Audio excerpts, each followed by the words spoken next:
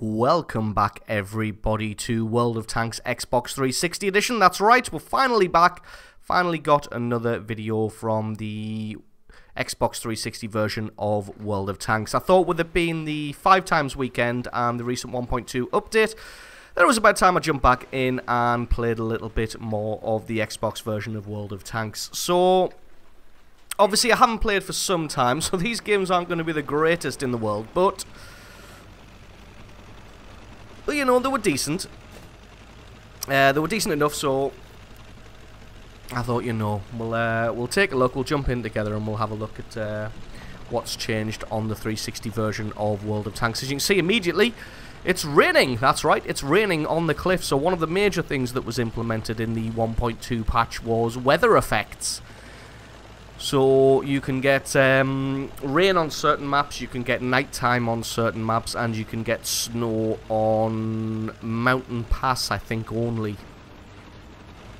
So I don't want to say certain maps because it's not certain maps, it's just on the Mountain Pass.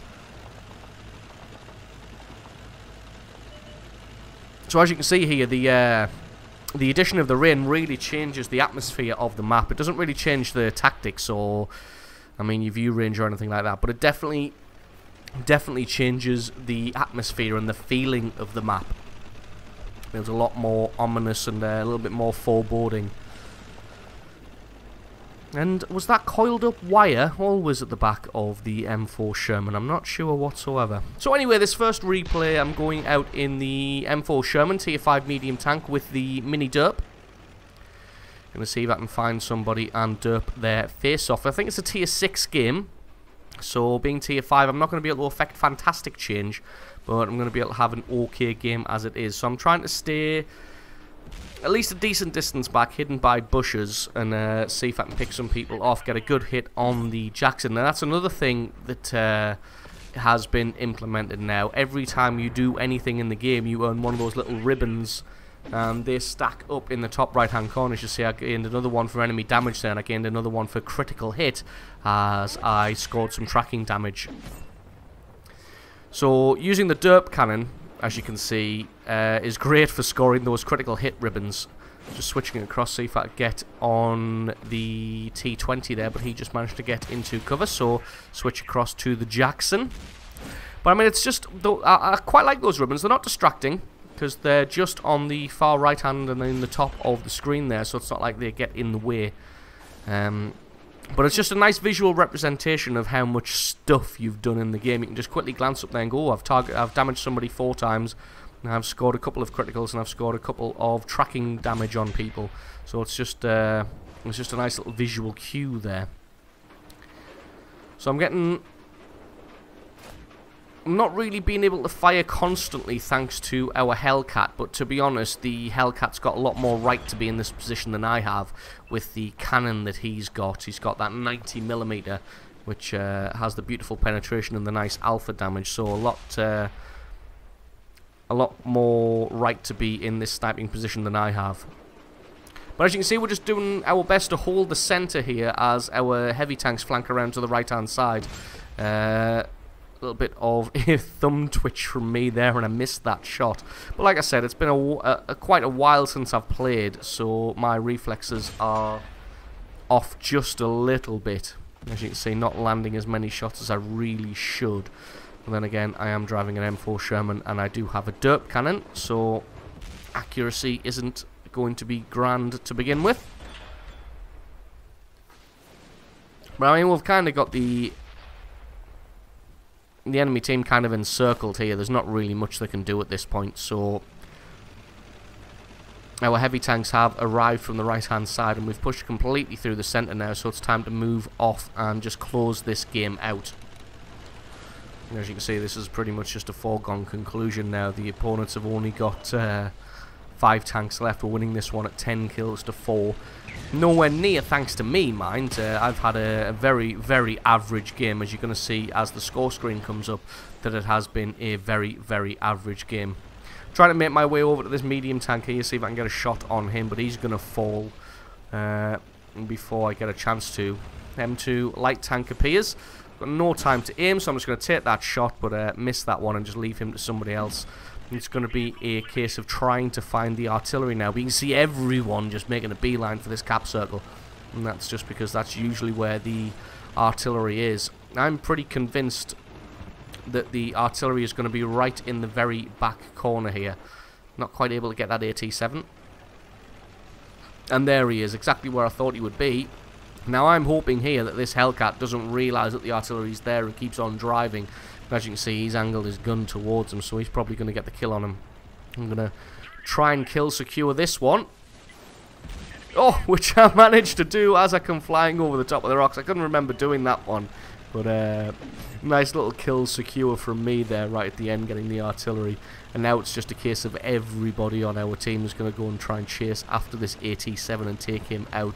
Fortunately, the AT-7's pretty damn heavily armoured, so even with all of us chasing him down, it's going to be a bit of a task, especially if he spun himself around for us to face him. You can see everyone just closing their way in here, trying to get down onto this AT-7. I just use auto aim here because let's face it, it's not really a critical situation when fine aiming is necessary.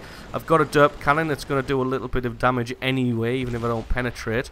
But you can see just the inaccuracy of this thing is just overwhelming, and I keep missing these shots.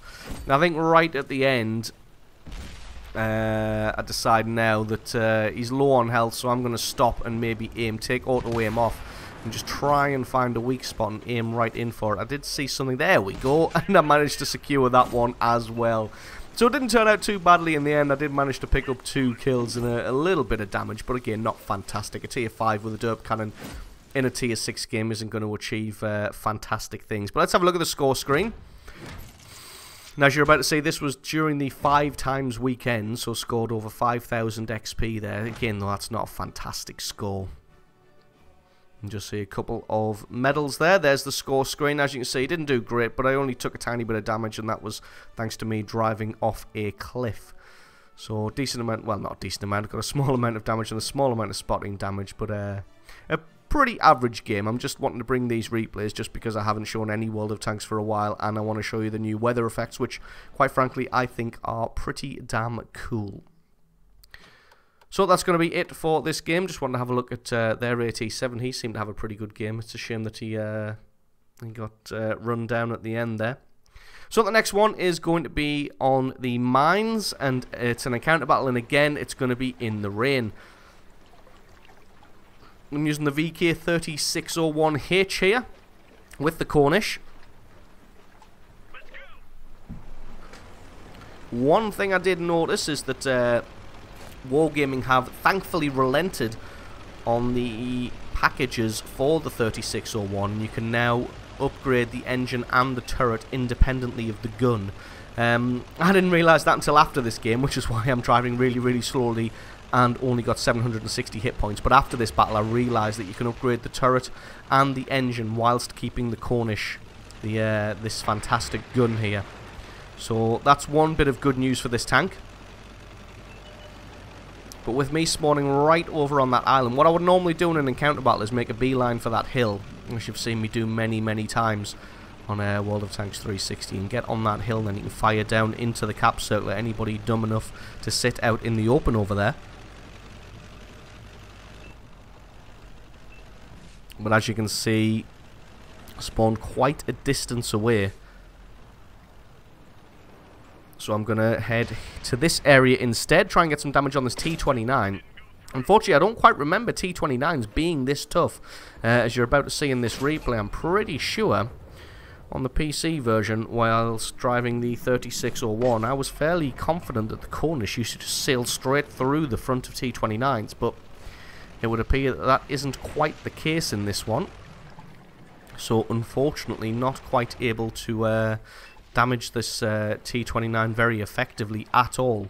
Although probably might have hit him 1 or 2 times in the fog of war there, because he has lost a little bit of hit points. I do manage to get a critical to take his track out. Hopefully someone can capitalise on that.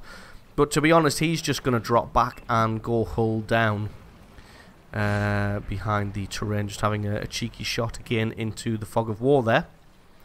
But he's pretty much just going to sit there for the whole match. So this kind of just makes this whole position here a little bit pointless for me. So, I mean, we've got plenty of tanks on that level. Well, we haven't. We've got one tank destroyer, but he's going to be enough to spot anybody flanking around this way, because I think that T-29's been dissuaded from heading down this direction. So, I decide to go with the original plan of head to the centre and try and take the hill. Like I said, I spawned so far away that battle's already well underway. You can see nobody really... I don't think anybody's actually headed up onto the hill just about yet. But they do have quite a lot of tanks concentrated around this way. The thing is, I'm not going to be able to get up behind those rocks, which is the position that I want.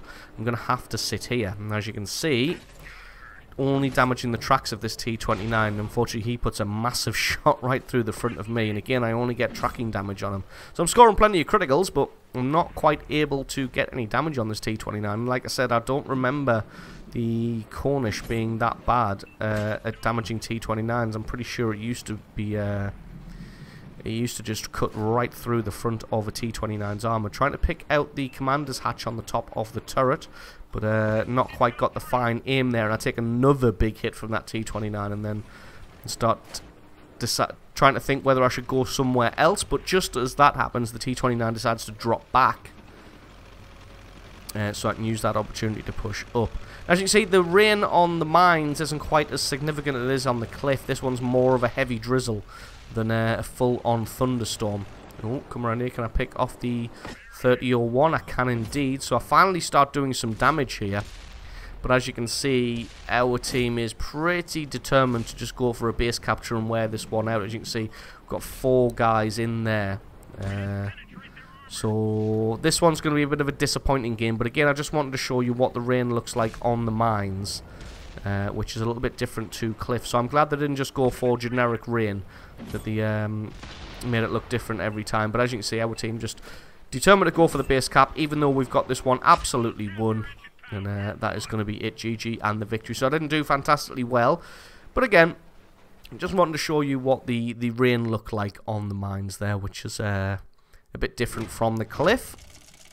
Still not a bad game, 3,880 XP. But not even going to bother looking at the score screen for that one, because it was, like I said, a fairly awful...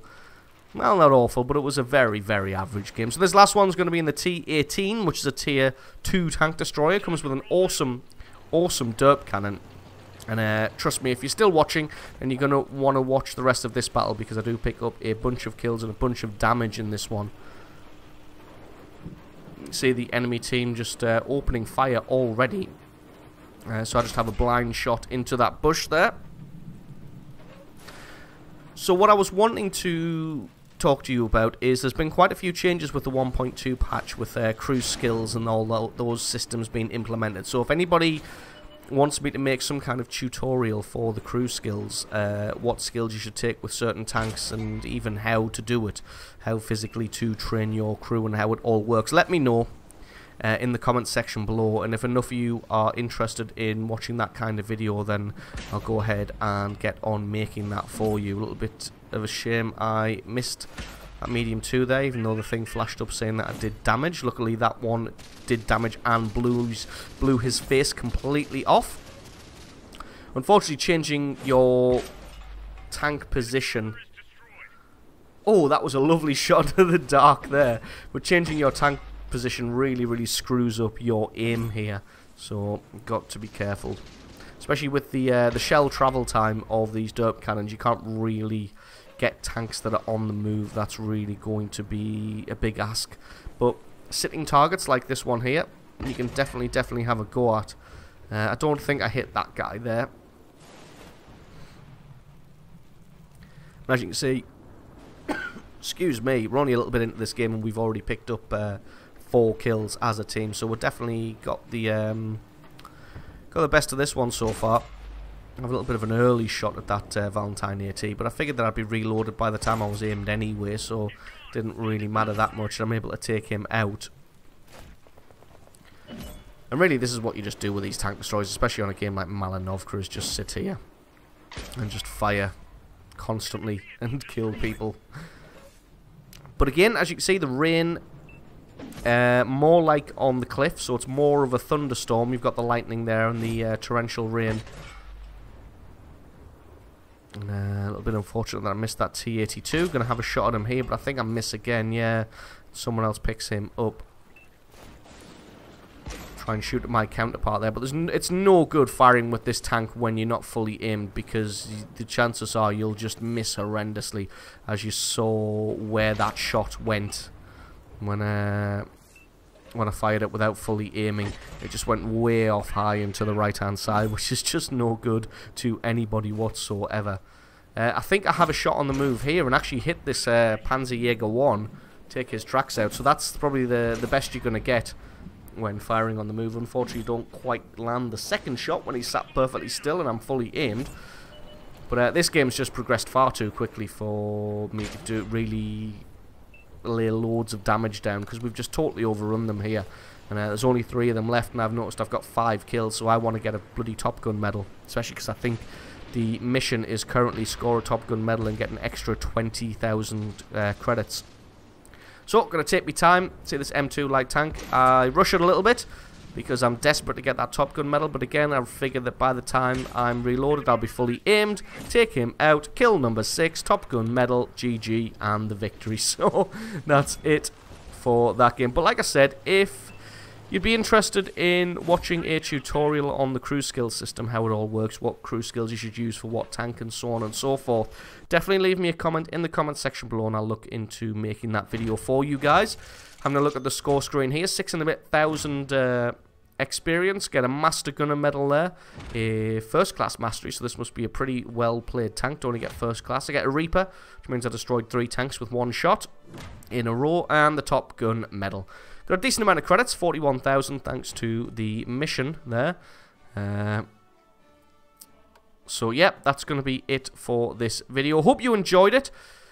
If you did, leave me a like or favourite. If you're finding me for the first time, then please consider hitting that subscribe button, because there is going to be more World of Tanks Xbox 360 videos to come in the future. I know these games haven't been fantastically great, but like I said, I just wanted to ease myself back into playing World of Tanks 360, and I just want to show off some of the features of 1.2. There should be another 360 video going up at some point during the week. I don't know what day it will be, but it will be. I have some more footage to do some voiceover for, so there will be another one to go up at some point this week. So, thanks very much for watching, everybody. You've been fantastic. I have been Maxwell. This has been World of Tanks Xbox 360, and I will catch you guys next time.